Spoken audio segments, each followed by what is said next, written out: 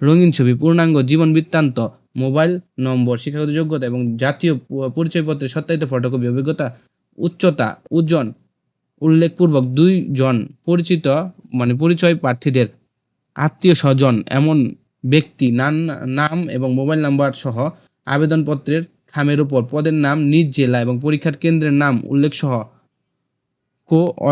অর্ডিনেটর, মানব সম্পদ বিভাগ, গ্রাম উন্নয়ন কর্ম, গাফ প্রধান কার্যালয়, গাফ টাওয়ার, বনানী, বগুড়া বরাবরের আবেদন প্রেরণ করতে হবে। শুধুমাত্র বাছাইকৃত প্রার্থীদের নিয়োগ পরীক্ষায় অংশগ্রহণের জন্য মোবাইল ফোনে SMS এর মাধ্যমে জানানো হবে। উক্ত পদসমূহের নারী প্রার্থীকে আবেদনের জন্য উৎসাহিত করা যাচ্ছে।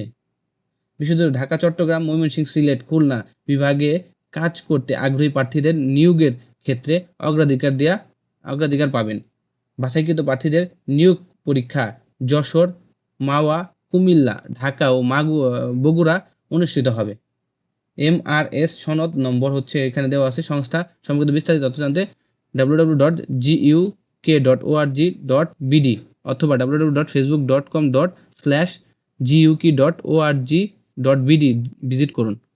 এই হচ্ছে নিয়োগ বিজ্ঞপ্তি গণ উন্নয়ন কেন্দ্রের, যেখানে 735 পদে নতুন নিয়োগ বিজ্ঞপ্তি প্রকাশ করেছে। যারা এই নিয়োগ বিজ্ঞপ্তিতে আবেদন করতে ইচ্ছুক আবেদন করে ফেলুন।